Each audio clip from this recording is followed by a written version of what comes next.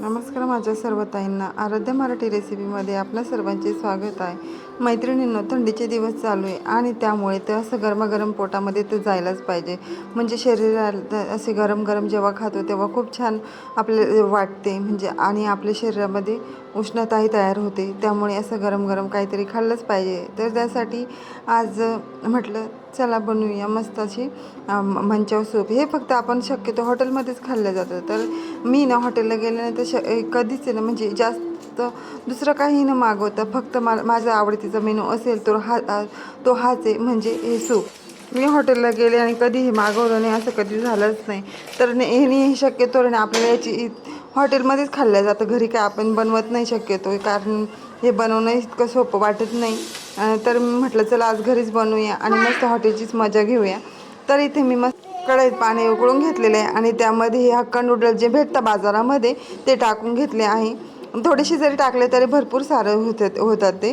तर इथे मी त्याचे तुकडे बनवून आणि ते मस्त असे उकळून आणि गाळून घेतलेले आहे। त्यानंतर ते थंड झाल्यानंतर एका प्लेटमध्ये टाकले। त्यानंतर हे बघा इथे soya sauce, green chilli sauce आणि टोमॅटो सॉस घेतलेला आहे। आणि त्यानंतर कांदा बारीक केलेला कांदा आणि बारीक केलेले टोमॅटो, त्यानंतर आलं लसूण पेस्ट जास्त प्रमाणात घ्यायचे जेणेकरून त्याची चव खूप छान लागते। थंड झालेले नूडल्स आहे त्यामध्ये कॉर्नफ्लॉवर टाकून घेते आणि ते व्यवस्थित असं मिक्स करून घेते, म्हणजे जेणेकरून ते पूर्णपणे असे कोरडे कोरडे होतात। त्या पद्धतीने आपल्याला त्याच्यामध्ये 2 चमचे इतकं कॉर्नफ्लॉवर टाकायचं आहे। नसेलच कॉर्नफ्लॉवर तर तुम्ही मैदा अथवा तांदळाचं पीठ देखील टाकू शकता, म्हणजे याने मस्त असे कडक होतात हे जे नूडल्स आहे ते। त्याचं थंड झाल्यानंतर ही प्रक्रिया करायची। हे बघा मस्त असं पूर्णपणे मी व्यवस्थित लावून घेतलेलं आहे त्याला। त्यानंतर इथे ठेवली कढईमध्ये टाकलं आहे तेल आणि तेल टाकल्यानंतर आपल्याला हे जे नूडल्स आहेत ते तळून घ्यायचे। तर तेल असं कडकडीत तापून द्यायचे, सुरुवातीला चेक करून घ्यायचं आहे। तर मी एक नूडल्स टाकून बघितलं तर तेव्हा काही इतकं तेल तापलेलं नव्हतं, आता छान प्रकारे तापलेलं आहे।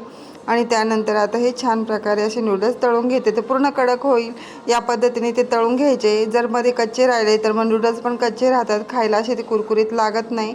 तर असे पूर्णपणे छान पद्धतीने ते कडक होतील आणि खायलाही छान लागतील। या पद्धतीनेच व्यवस्थित तळून घ्यायचे, म्हणजे शक्यतो बारीक गॅसवरतीच तळायचे, सतत हलवत राहायचे जेणेकरून ते लाल पण होणार नाही या पद्धतीने। तर बघा मस्त असे आपण इथे नूडल्स तळून घेतलेले आहेत। तर आता मी बाकीचे नूडल्स या पद्धतीनेच तळून घेणार आहेत।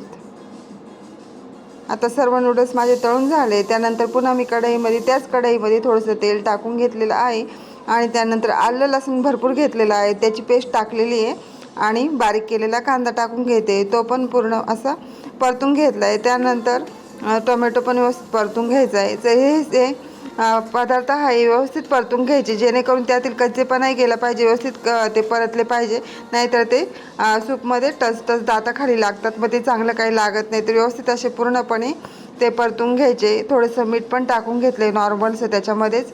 आणि त्यानंतर सोया सॉस, टोमॅटो सॉस हा मी 2-2 चमचे इतका काढून घेतलेला होता वाटीमध्ये, तो टाकून घेते। त्यानंतर इथं ग्रीन चिली सॉस, त्या पद्धतीने तिन्ही सॉस मी टाकून घेतलेले आहेत।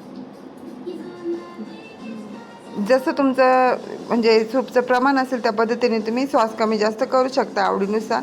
त्यानंतर इथे कॉर्नफ्लॉवरचं पाणी 2 चमचे इतकं कॉर्नफ्लॉवर घेतले, त्यामध्ये पाणी ॲड करून ते मिक्स करून घेतले आणि ते टाकून घेते। आणि इथे लागता आपल्याला याच्यामध्ये पाणी ओतायचं आहे। तर या पद्धतीने असं व्यवस्थित मी पूर्णपणे हे करून घेतले। आता सर्वच भांड्यांमध्ये जे खाली माखलेलं असतात ना ते सुद्धा मी धुवून यामध्ये टाकते, म्हणजे जेणेकरून ते वायाही जाणार नाही आणि सूपला लागतं जितकं पाणी लागेल ते त्यामध्ये ॲड होईल। म्हणजे जे सॉसचे भांडे आहे ते सॉस असं चिकट असतो, पण ते भांडे पण निघत नाहीत। त्या पद्धतीने मी पूर्ण पाणी टाकले आणि बघा मस्त अशी उकळी येऊ द्यायची, अगदी छान गरमागरम थंडीच्या दिवसात मस्त असं आपलं इथे सूप तयार झालेलं आहे। अगदी झटपट आणि मस्त, काय हॉटेलला जाऊनच पिण्याची मजा घेण्यापेक्षा घरीच असं मस्त असं सूप बनवा आणि मुलांना सगळ्यांना प्यायला द्या। अगदी अप्रतिम चवीचं मस्त असं सूप झालेलं आहे। तर या तुम्ही सर्वजण सूप प्यायला थंडीच्या दिवसात नक्कीच मजा घ्या। तर कसे झालेलं आहे आपल्या इथे मंचाव सूप नक्कीच कमेंटद्वारे कळवा मैत्रिणींनो। आणि तुम्ही देखील एकदा घरी ट्राय करा आणि हॉटेलची मजा घ्या।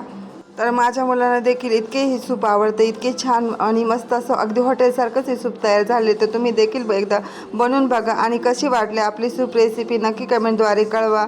आणि असेच नवनवीन व्हिडिओ बघण्यासाठी चॅनलला एक सबस्क्राईबचं बटन दाबायला विसरू नका मैत्रिणी. तुमच्या एक सबस्क्राईबने मला भरपूर सारं मोटिवेशन मिळतं आणि कमेंट्स करायलाही विसरू नका. थँक्यू सर्वांना.